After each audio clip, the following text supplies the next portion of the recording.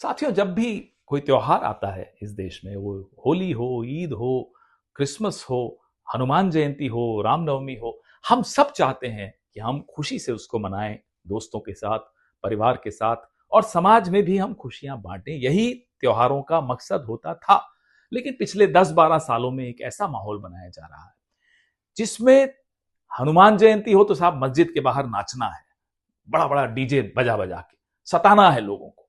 Christmas हो तो church में जाकर उत्पात मचाना है, तोड़फोड़ करनी है। ऐसा लगता है जैसे एक एंट्रेंस टेस्ट चल रहा है भाजपा का। जो जितनी हेट स्पीच इस्तेमाल करेगा, टोपी दाढ़ी वालों को सताएगा, लिंच करेगा, घटिया नारे लगाएगा, नफरती भाषा में बात करेगा, वो बीजेपी में उतना ही आगे बढ़ेगा। अभी कुछ दिन पहले होली थी। दिल्ली के उत्तम नगर में 2 लोगों में झगड़ा हुआ। तरुण नाम के व्यक्ति की हत्या हो गई, वो मर गया। उसके बाद आरएसएस और बीजेपी ने इस पूरे वाकये को इतना उग्र कर दिया, इतना सांप्रदायिक कर दिया कि आज दिल्ली की सड़कों पर जुलूस निकालते हुए लोग दिखते हैं कि साहब खूनी ईद होगी, मुसलमानों का सफाया कर दिया जाएगा, और दिल्ली पुलिस चुपचाप मूक दर्शक बनकर बैठी है। भाई, किस चीज का इंतजार कर रहे हो? 2020 जैसा माहौल चाहते हो? फिर से दंगे हो? क्या चाहते हो आप? क्यों नहीं इनको रोकते? क्यों इस तरह के माहौल को बढ़ने दे रहे हो? वाराणसी में इफ्तार कर लिया, गिरफ्तार हो गए। पुणे में इफ्तार कर रहे हैं, उनपे हमला, उनको घायल कर दिया। मधुबनी में, बिहार में एक रोजेदार महिला को पेशाब पिलाया और उसके बाद उसको इतना मारा कि उसकी मौत हो गई। ये क्या माहौल है? आजकल एक और फैशन हो गया है। इजराइल के नए नए इश्कजादे घूम रहे हैं सड़कों पर, सोशल मीडिया पर, मीडिया में।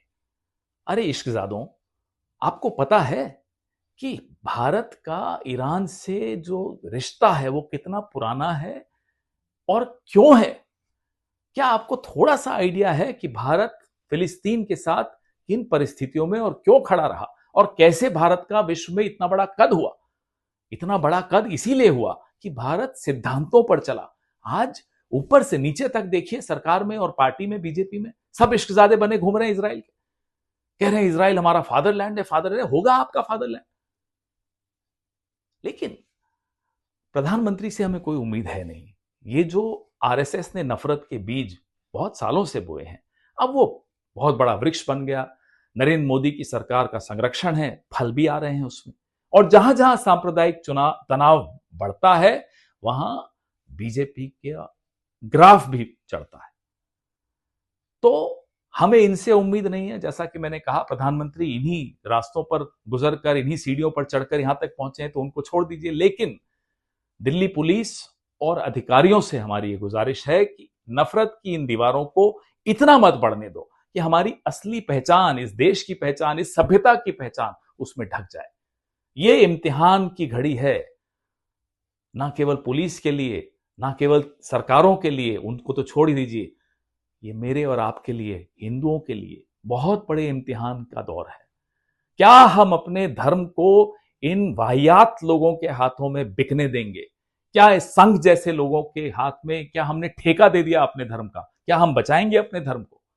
ये इम्तिहान पूरा विश्व देख रहा है और इसमें हमें पास होना है। इस सभ्यता को फेल नहीं होने देना, अपनी विरासत को फेल नहीं होने देना है। हमें पूरी उम्मीद है हम मिलकर इन नफरती गैंग्स का मुकाबला करेंगे, इनको फिर से इनके नागपुर के बैरक्स में भेजेंगे।